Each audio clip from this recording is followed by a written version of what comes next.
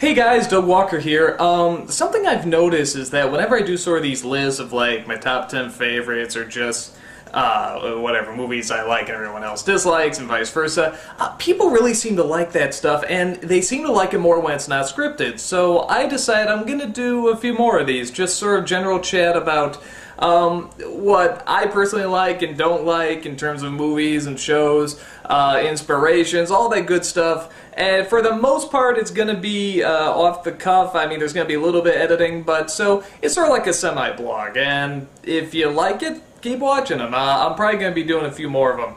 So with that said, I am going to do, because a lot of people keep asking, I'm going to do my top favorite comedic influences. These are the people and creations that really influence my sense of humor now, pretty much. And once again, I'm putting it all together, and it was going to be a top 10, but damn it, I can't keep it a top 10, so I had to go top 15. It's my list, so I can do whatever I want. So these are the top 15 people, shouldn't say, top 15 comedic influences that had the biggest impact on me growing up.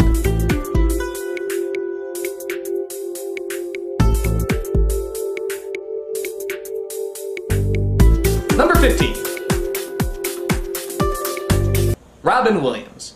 Now, I don't even think I gotta talk about why this guy is so good. It's his improv technique. It is fantastic. You see him at stand-up, you're never gonna get the same show twice. I love his energy. I love how fast he is. I love how he loves interacting with people.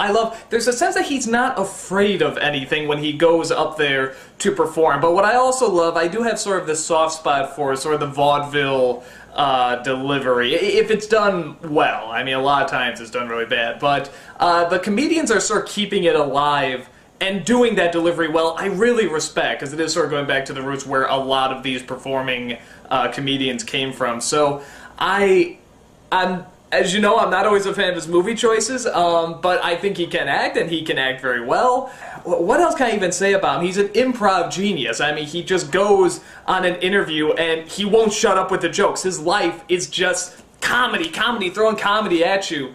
But at the same time, he seems very, very intelligent, too. Like, when you actually get him to calm down and you talk to him for real, he seems like a really smart guy, and he seems really intelligent. So, I enjoy his jokes. They're very smart, very quick, love his energy. What else can you say about him? It's Robin Williams. Number 14. Dave Chappelle. Now, even though this guy sort of came in later in my whatever comedic development, whatever you want to call it, he really did have an influence on me, because I think it's sort of a perfect mix between really shocking humor and cartoony humor, and I really like that mix. I like sort of the mix of the really adult and really childish, and he brings those two together so well. His stand-up's good, but like everybody, I fell in love with the Chappelle Show. And there's just something about him. I think even he said, like, one of his biggest influences is Bugs Bunny. And you can see that. He really, when you see the way he says a line, or again, he sort of has that wink to the camera and that smile. Shock humor today, of course, has to be very adult and very risque, but I like it when people combine it with something from our youth, something very cartoony.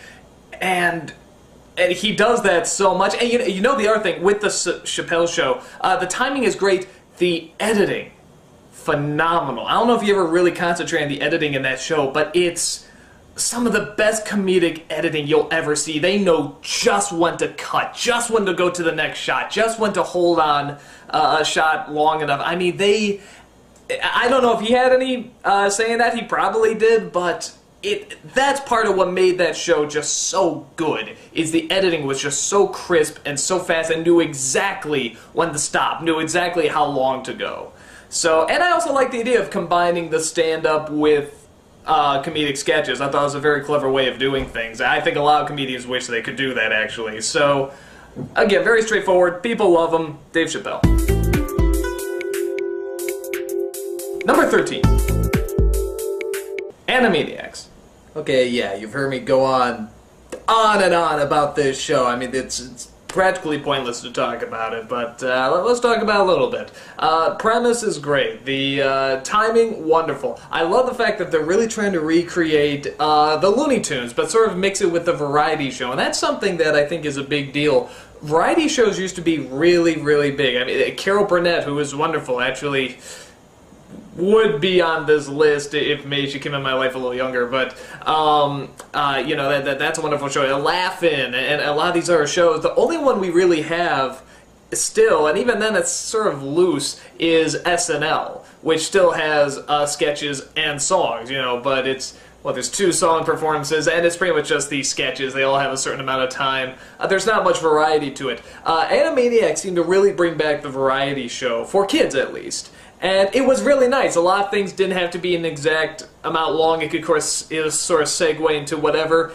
And what's great about Animaniacs is also what's great about something like Family Guy is that they really take advantage of the fact that it's animation. It's not like, hey, this is just a live-action sketch show but with cartoons. I mean, they take advantage of the fact that you can do anything with animation. And even the setups, I mean, 2 little mice that want to take over the world. I mean, you can't do that in live action, or at least it wouldn't be as funny. So, you know, or the old cartoon character that knows all the tricks, you know, with Slappy and all that stuff. I mean, these are just great. These characters are great. They practically seem alive. And the timing they have is wonderful. The jokes are great. Great variety of jokes. Both very childish, just straight to the kids, and then very adult, straight to the adults. Look at the top 11 naughtiest Animaniac moments, you know what I'm talking about. And, yeah, huge influence on me growing up, definitely. Never missed an episode growing up. I mean, just really, really took a lot from their humor. So, like I say, as if I haven't said enough, Animaniacs. Number 12. Bill Murray.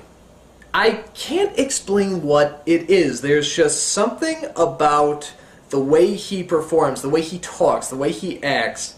He is so comfortable with what he is, and he also enjoys it so much. It just happens to be a jerk.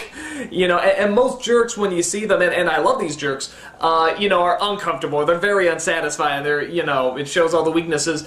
Bill Murray is just so cool with how smug he is, and just how funny he is. And now I'm talking about sort of the character he played. I don't know if the actual person is like that. I hear he is. I don't know.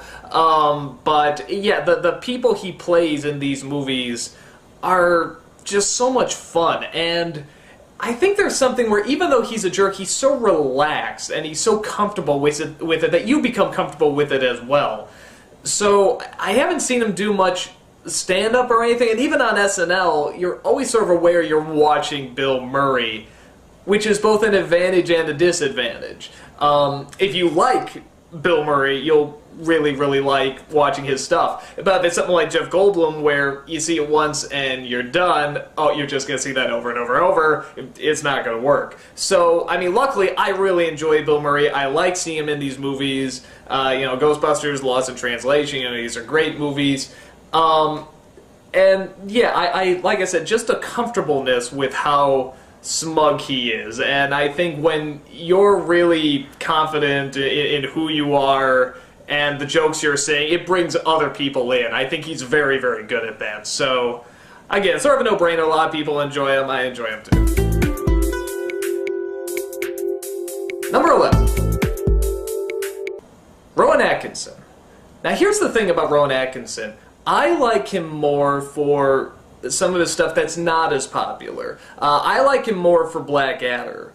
Some of you have seen that, you know, the Hugh Laurie, you know, Dr. House, he came from there. I actually cannot watch House because of the show Blackadder. I keep thinking Hugh Laurie's gonna, you know, dress up in drag or something like that, because that's what he did in one episode. So, but anyway, Rowan Atkinson, I like him more as the jerk.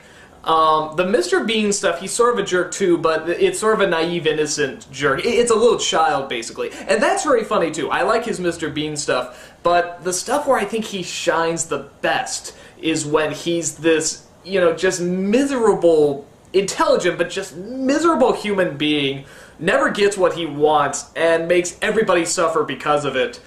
and just so pompous, but also, again, very intelligent, and he can make you sympathize with the fact that he deserves more, but for some reason he's not getting it, and it's probably attitude. It's probably because of his attitude that things don't fall in his lap, and he's always working for the idiot. And that's just such a great character. On top of that, Mr. Bean, the physical performance. And that's what I like about Rowan Atkinson. You have, you know, if you want character, you go to Blackadder. You know, you go, that's the great character development. If you want the physical comedy, you go to Mr. Bean. And I think that's great that you have those two extremes, you know, back to back, and they really work out well. So I really enjoy Rowan Atkinson's work, even in something like Rat Race, which was almost sort of a repeat of Mr. Bean. There's such this joy and this innocence. I love the fact he can go extreme miserable with Mr. Bean and extreme positive and, you know, naive and wide-eyed and stuff, and still make it funny. It's very hard to make positive characters funny, even though you can sort of argue there's a lot of negativity to him because he is like a little kid. But what people usually like about Mr. Bean is when he's very positive. Like when he was playing with the nativity scene in the Christmas episode with the dinosaur and stuff like that. He's not doing this to be mean, he's having fun. You know, he doesn't know any better, and I think people really relate to how excited he is and how he sees them like action figures. So I really like Rowan Atkinson because he can get both the really negative and the really positive and make them both very, very funny. So that's a real good talent there. Number 10. Daily Show and The Colbert Report. I should just call it Comedy Central News. But both these guys, they, in a sense, they sort of do the same thing, so I put them both in the same category, and both have had a really large influence. Particularly on the Nostalgia Critic. I think with Jon Stewart, I'm really impressed with how Jon Stewart has sort of become like this voice of reason, even though he does this comedy show. And it's perfect, because with comedy, you can, if you start making really strong points, people say, yeah, he's making a really strong point. If you make a point that doesn't work, you just say, oh, well, I'm a dummy. Comedy. I'm supposed to be a dumb comedian. So it's actually sort of foolproof if you do it right. And Jon Stewart has figured that out. Which is really great. Now, some people complain that, you know, he makes too many strong, you know, movements for, you know, his side, which he is very left, people, come on. I mean, for the people who's like, no, he's down the middle. No, he's very left. He will make jokes at the left, which is great. I saw that interview with Obama at the end of last year, and that was a great interview.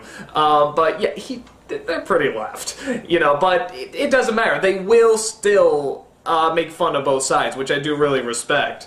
But I think there's something, again, he's one of the few people that can look at the camera and laugh and sort of, you know, do the shrug thing, and it works for some reason. There's something about, he obviously shows how intelligent he is, and he obviously shows even though I think he is very left, he wants to give both sides sort of a chance. You know, he acknowledges that there's problems with both sides. So, like I said, he gets a lot of credibility. And even when a joke fails, he has fun with it, and he can have other people joke with it. You know, in a sense, he never takes it too seriously. He's always ready to fall back into a stupid joke, which I really like. Colbert Report. I like him for similar reasons, but the main one is that he's created this character, and it's incredible how much he sticks to his character, both written and improvised.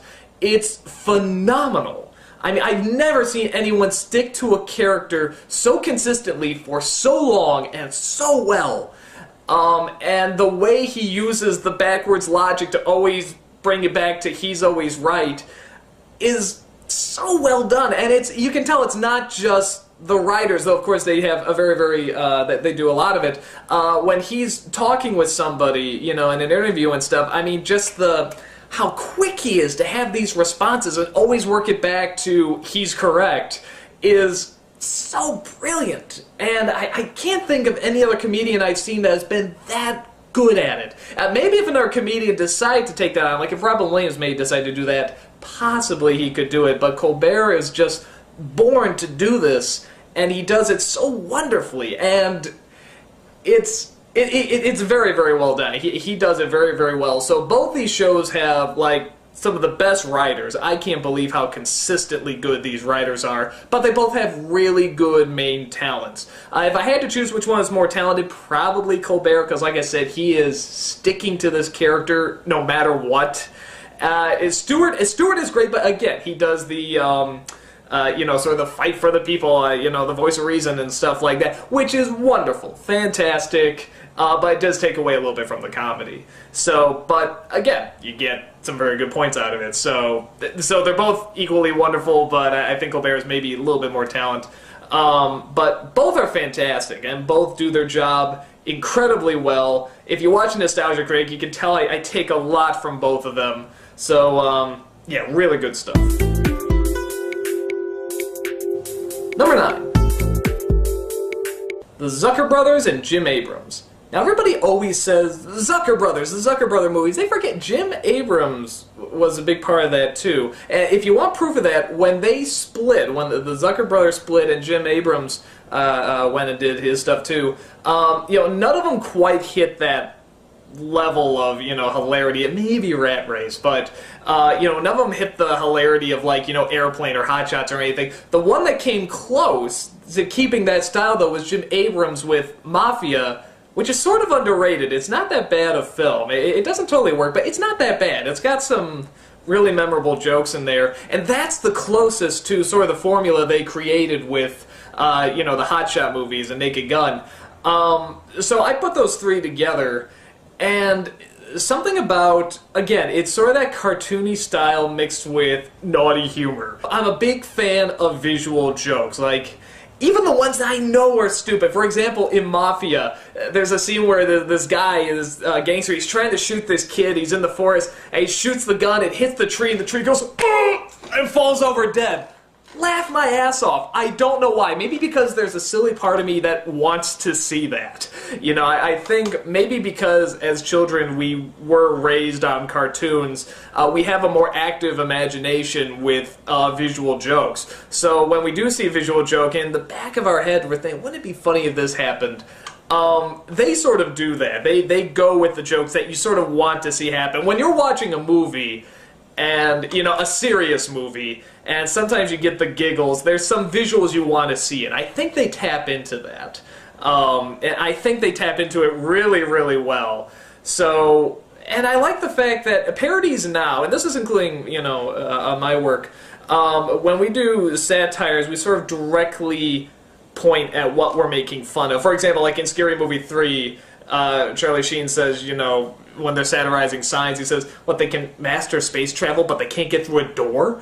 You know, that's directly attacking signs. In something like in Hot Shots, it's a little bit more subtle. Like, this can exist on its own. You don't have to have seen Top Gun or Rambo or anything like that. You know, the jokes they make, it's satirizing, but it's also self-contained. And I do have a respect for that. I think that's usually the much better way to go, and the movies usually last a lot better, because people forget the details of some of these other films. But even as a kid, I didn't see Top Gun, you know, as a kid, but I could see Hot Shots and laugh and still find it funny.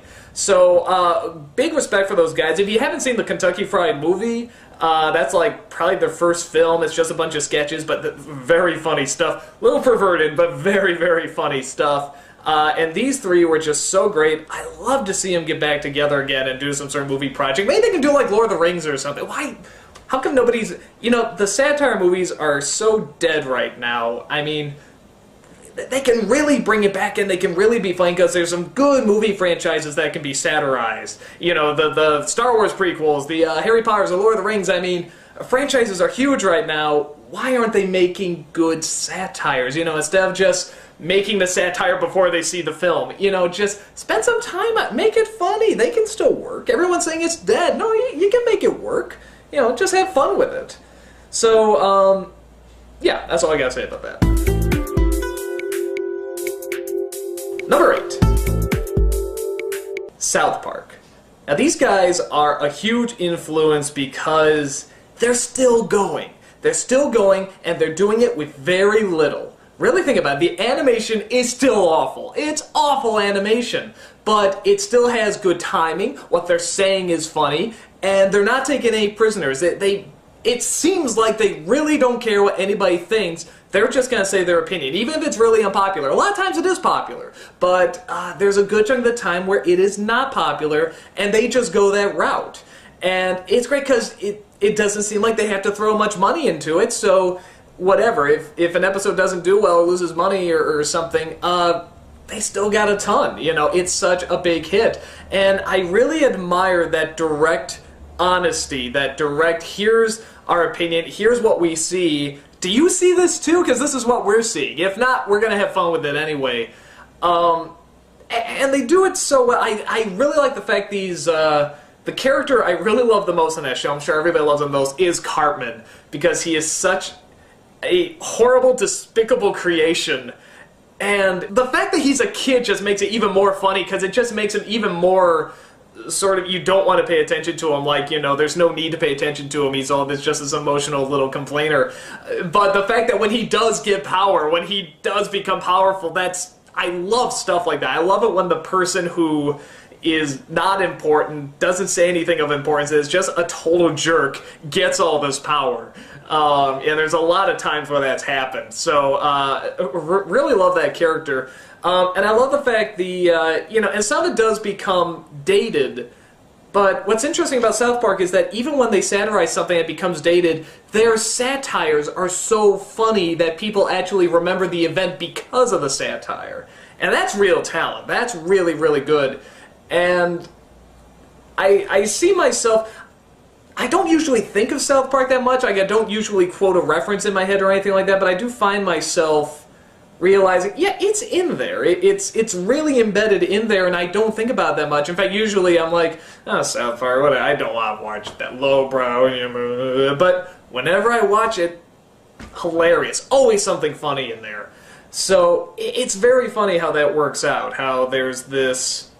you know, incredibly immature comedy that's going on, but there's also this great social satire that they're just directly aiming at. And a good chunk of the time I do agree with them, and even if I don't, it's still good food for thought. It's still fun to listen to.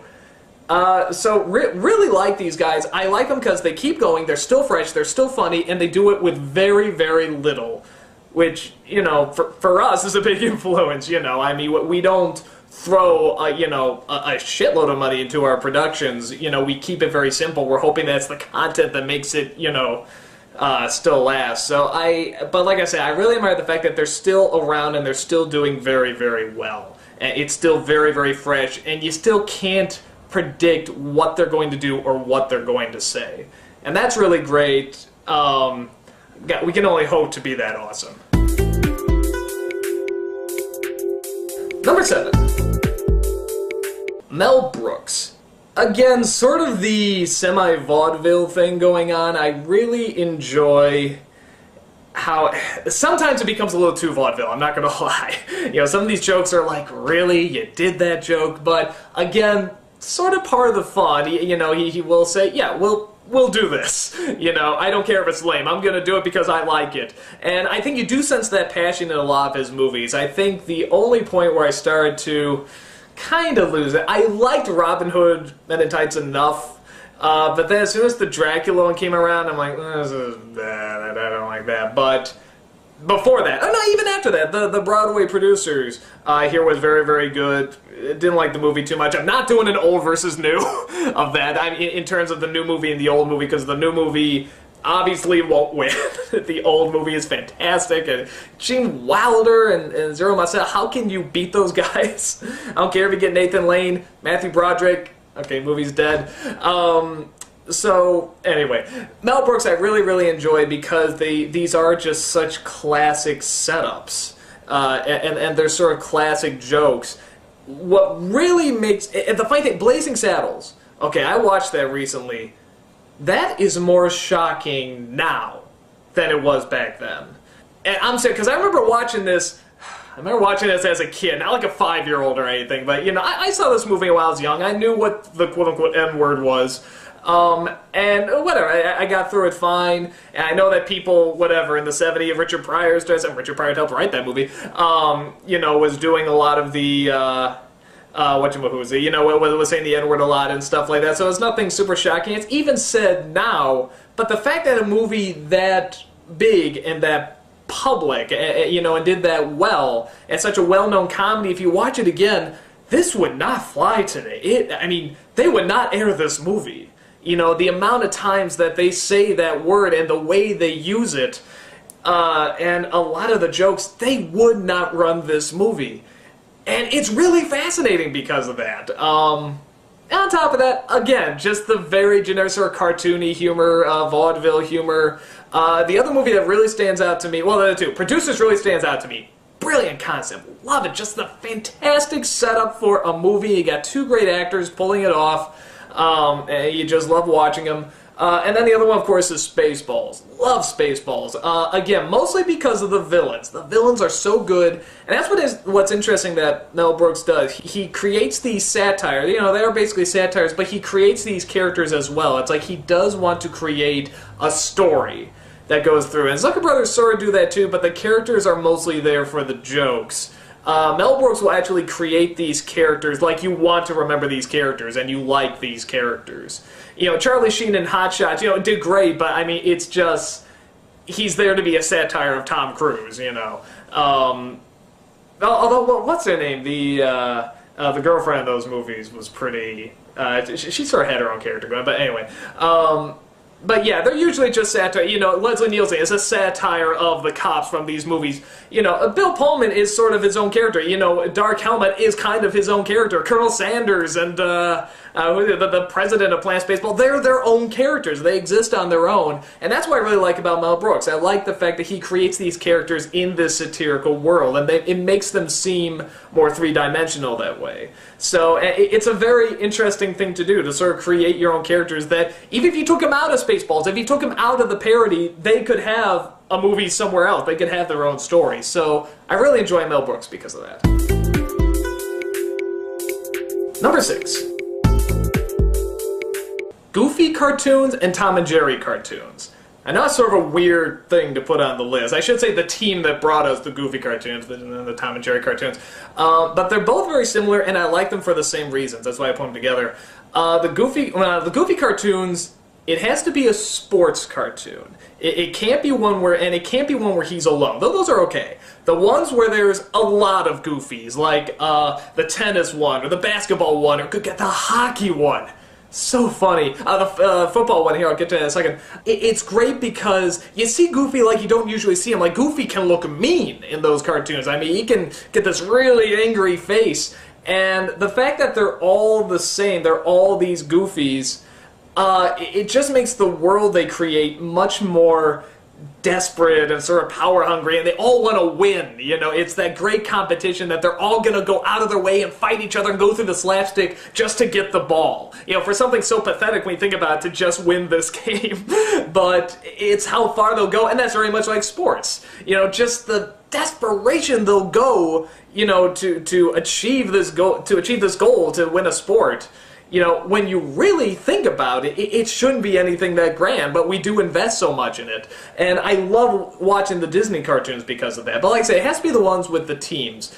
And actually, the interesting thing, the football episode of with Goofy, we actually watch every Super Bowl. We watch it at halftime because we love that cartoon so much. It just makes us laugh so much.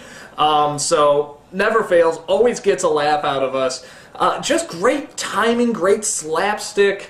The best one's got to be the hockey one. That one just, the ending of that is so insane. I actually satirize, if you ever saw Scarface in 5 seconds, I satirize it and use some of those clips. But yeah, so those are really great. The Tom and Jerry episodes. Again, great timing, great violence. You know, the pure lust for violence in these cartoons are just so wonderful, and it's one of those things where you sort of think, you know, whatever, violence, you hit someone, it's funny. No, it has to be done a certain way. There is a great, like, scientific way of looking at slapstick, you know, for having it done right. You know, and I think you can actually sort of see this with some of the Warner Bros. Like with Tiny Toons. I remember when I watched it as a kid, the early episodes, when someone got hit, you know, the face would get really weird and out there and go, blah, blah, blah. No, that's not funny. What's funny is that when the object looks more solid, when it hits someone, and it really looks like it hits them and they fly back, you know, it has to really look solid. The person can't look rubbery, you know, and plasticky, because then it doesn't look like the pain is as much. It's horrible to say, but it's the amount of pain is what makes it funny. You know, it is all based on misery. And Tom and Jerry just had that so well. I think my favorite bit is whenever Tom... Well, two things. Whenever Tom screams, fantastic. That's always Bill Hanna doing that scream, if you didn't know that. I think it was Bill Hanna. It could be Barbara. I'm pretty sure it was Hanna. And the other thing I love is that whenever... Well, Tom has these great eyebrows, if you ever notice this, so it allows for a lot of expression. You know, so when he looks really mean, it's that you want to see him get hit, but you also sympathize with the fact that he wants to either, you know, get a meal, or he wants to stop Jerry from whatever he's doing. But never enough to see him not get injured. My favorite thing that Tom does is whenever he thinks he won the day, he just does this little smile, goes, and he just sticks his chin out like this. And it's great, and it's, you know, it's just saying, hit me. He's saying, no, come on, hit me. I'm so confident you're not going to be able to hit me, you know, or apply any damage. And then, whatever, an anvil comes and hits him, or something like that. But it's that expression right before he gets hit. And that's what they did best. They did the best expressions just before the violence happened. You know, when someone goes, oh? You know, or looks more angry, like, huh? Bam! You know, they got that down so perfect, and it had such good timing, you know, with the violence. So, and again, those screams are hilarious, but I'm just repeating myself. So, both those cartoons, you know, they have some misses, but, you know, both those cartoons did their slapstick and their timing so well, that, for me, they're just irresistible. I love them. Number 5. Lewis Black.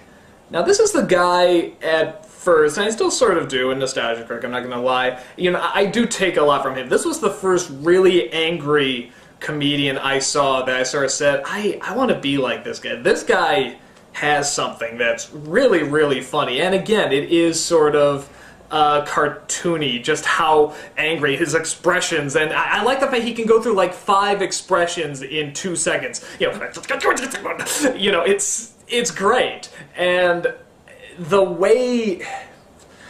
There's a sense that you can always sort of see the vein in his head, and he's always shaking, even when he's not, like, if you ever notice when he's just talking serious or something like that, like, he'll still kind of shake. I mean, you get the fact this really is an uptight guy, but he has so much fun with it, and the anger, you can always feel like he's trying to hold back the anger. And it always comes out in little spurts, and he wants to let out more, but he's trying to be polite, you know, for the audience or whatever. And again, I think a lot of us can, you know, relate to that. There's a lot of times where we want to say something. We want to say, no, you were wrong, but you're trying to be nice, you're grinning through your teeth, and stuff like that. And at some point, you know, he comes out and explodes, and that's always the big payoff.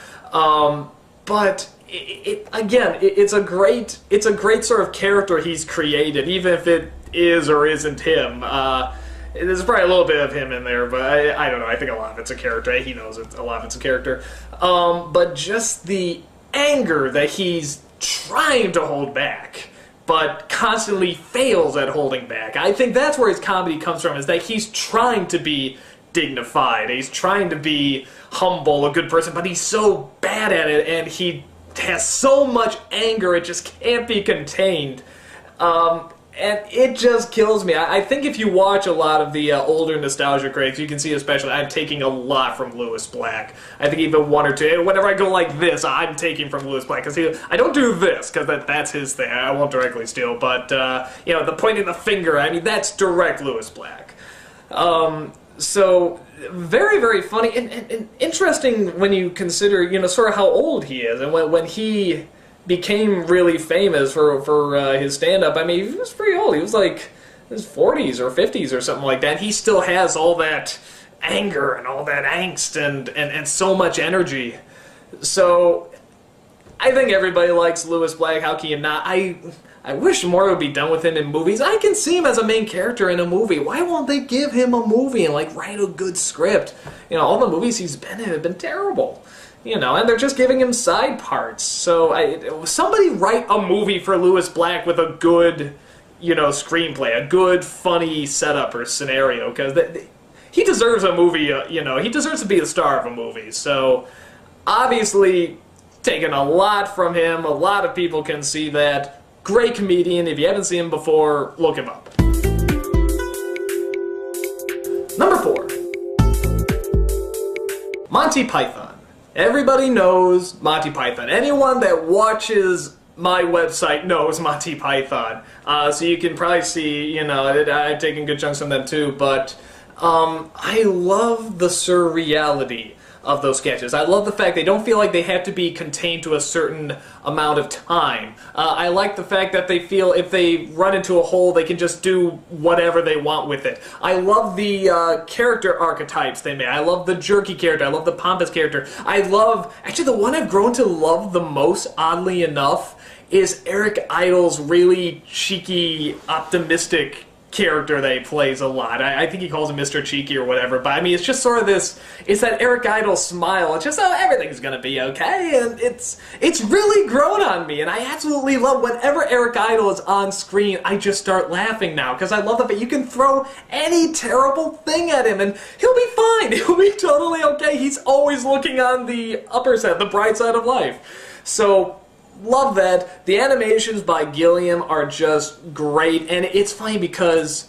I think the interesting thing with Python is that you sort of go from, when you're a little kid, you're going to laugh at it because it's silly. And, when you're a teenager, you sort of get the smarter stuff. As you get a little older, you sort of start to say, well, that didn't work. This isn't really as intelligent as blah, blah, blah, blah. And then when you reach another age, I think maybe around this age again, you have this whole new respect for it, for just how unexpected and odd it is, and I think the animations are good proof of that, because at first it's like, well, anyone can cut this out and just move them around, well, why is this anything great?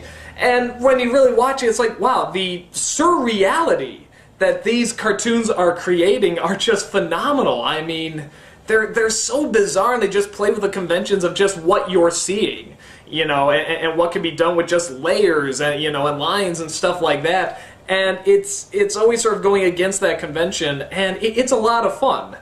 But on top of that, of course, the writing's great, the acting's great. The acting especially is really great in a lot of these. The fact that they'll go from one sketch to another with these weird sort of segues, I think is always great. That's got to be hard to put together. It's got to be hard to always link these up somehow. And they did just a great job of that. And they sort of created their own little world, with them linking things up and running jokes and stuff like that. I love if you want to learn how to perfect a running joke, watch Monty Python. They were so good at having jokes come back later in the episode, sometimes even other episodes. So, some sketches don't always work, some of them do just fall flat, but I mean, that's any comedian and any great routines, they always have some that don't work. But the stuff that does work is so clever and so...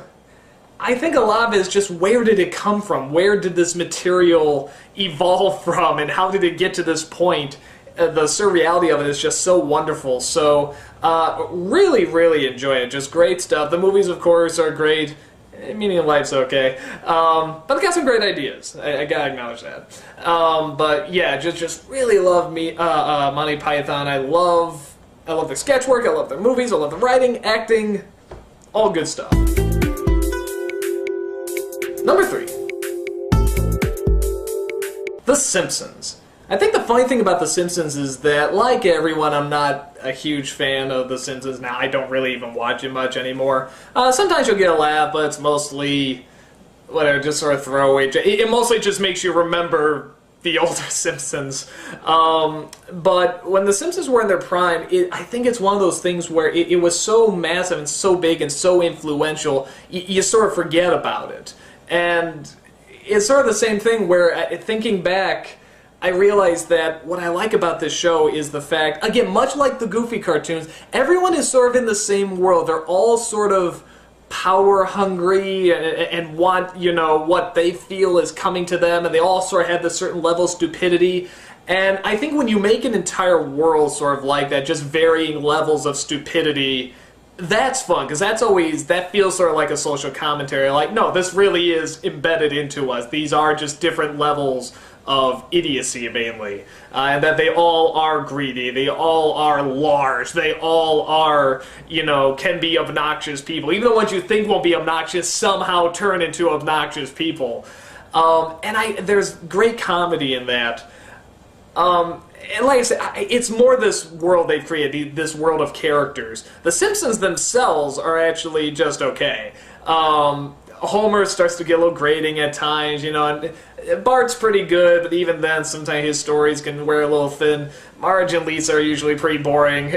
Maggie actually is always funny. I just realized there's never a time when Maggie isn't funny. You ever realize that? So she's probably the funniest one, but I mean, they all have the really funny moments. It's the world that they inhabit and that they live around. And again, sort of like Monty Python, playing with expectation, where you think when Homer does something stupid, oh, it's going to be funny because he's going to look dumb. But in this world, it's actually accepted. And I like that. I like this world that sort of celebrates this idiocy, but they think they're being really smart. They think they're being really intelligent.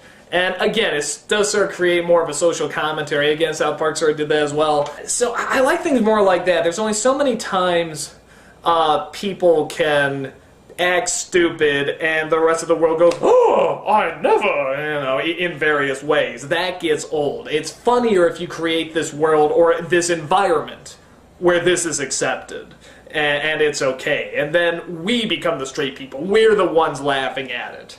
So, yeah, really love the energy. It really did change a lot, and I think all of us really take so much of our humor from The Simpsons. When you really think about it, it's so huge that we forget how much we got from it, I think. And I think growing up with it, and even having it now, as a show right now, it's probably not the worst. It's just compared to what it was, it's not as hot. But we really did get so much of our humor. This generation got so much of our humor from The Simpsons. I mean, there's just no question about it. The way we talk, the way we point out the obvious things, in obvious ways. That's the joke, is just how blunt we are now and how stupid our generation's become, and we celebrate it and stuff.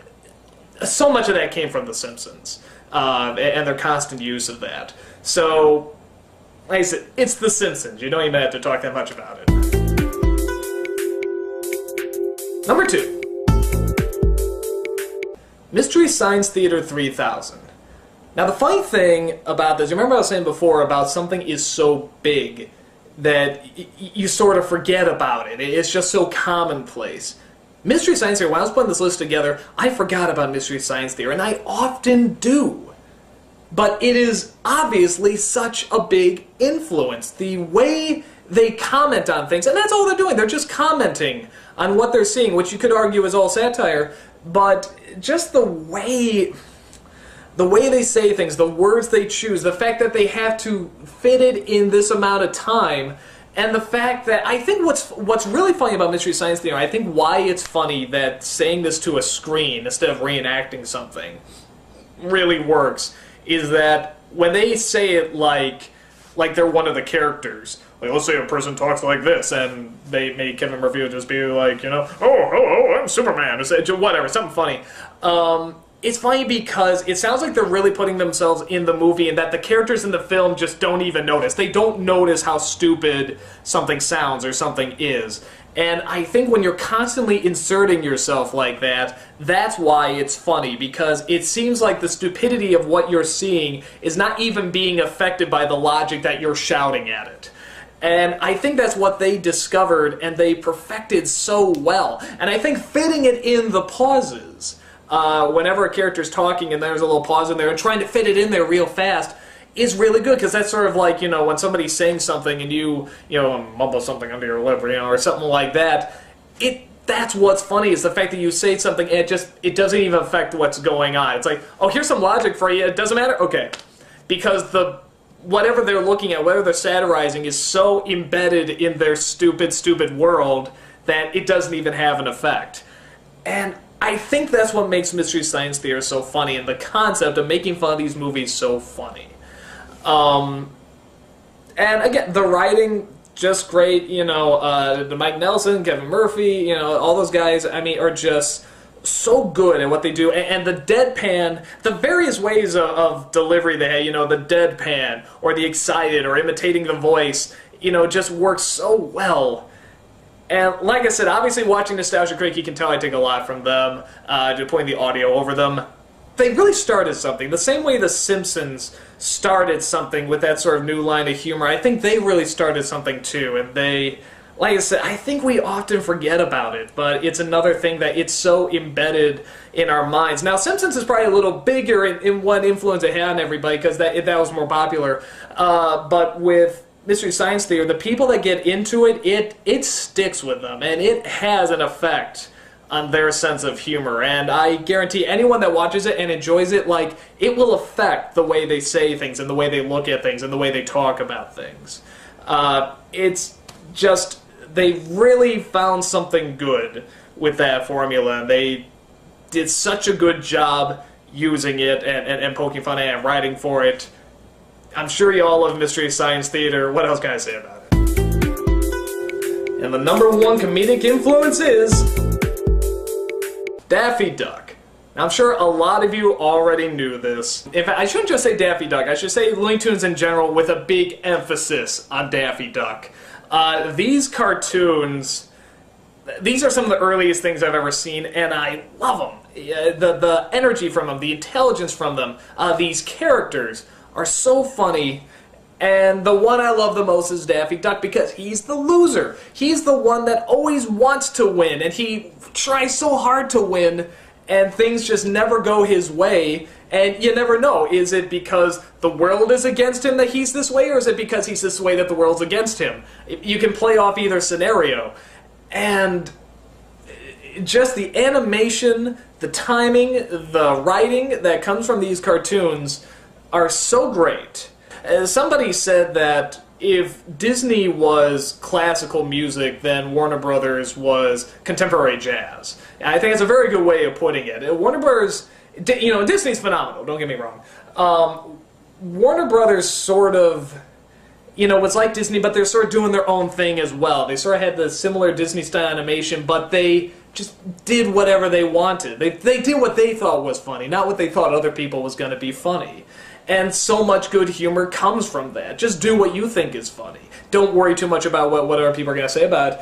And you can just tell, you can sense the fun people were having when they were making this. I think you also got that from Animaniacs. You got how much fun people had just writing this and coming up with the ideas and coming up with these characters. And now, with that said, with Daffy Duck, because there's sort of this, I just call him John K., the guy who created Ren and Stimpy, has this huge thing, maybe rightfully so, about Daffy Duck. There's these two versions. One is, you know, really crazy and jumping up and down going, woo-hoo, you know, just pure anarchy and silliness. And the other one, the more contemporary one that we know, is the jealous jerk. And he didn't like the jealous jerk, and I can understand that.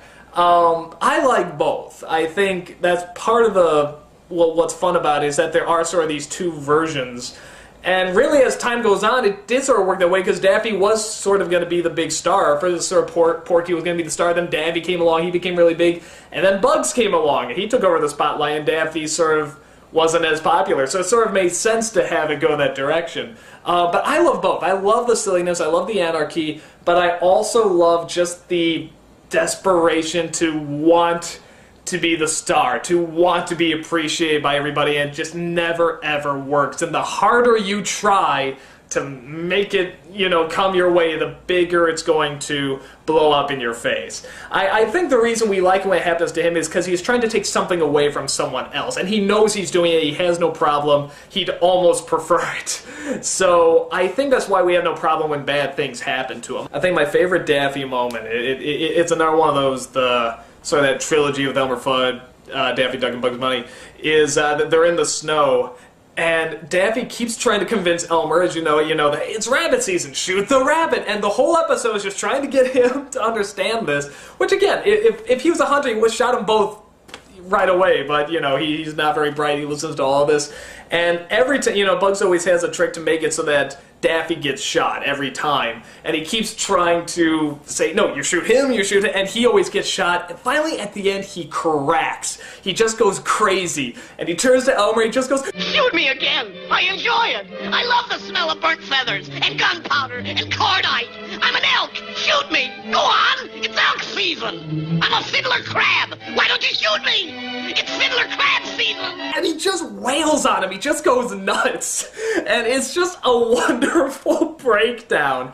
And I think that's the thing. You never see Bugs Bunny crack, or maybe he didn't feel, but it was out of character if Bugs Bunny ever cracked over something. And that's why I like Daffy Duck more. It's just this great, he shows the weakness, he shows the vulnerability and the patheticness, and we all like to laugh at him because I think we feel that patheticness as well at times. Bugs Bunny is who we want to be. I think Daffy Duck is who we are.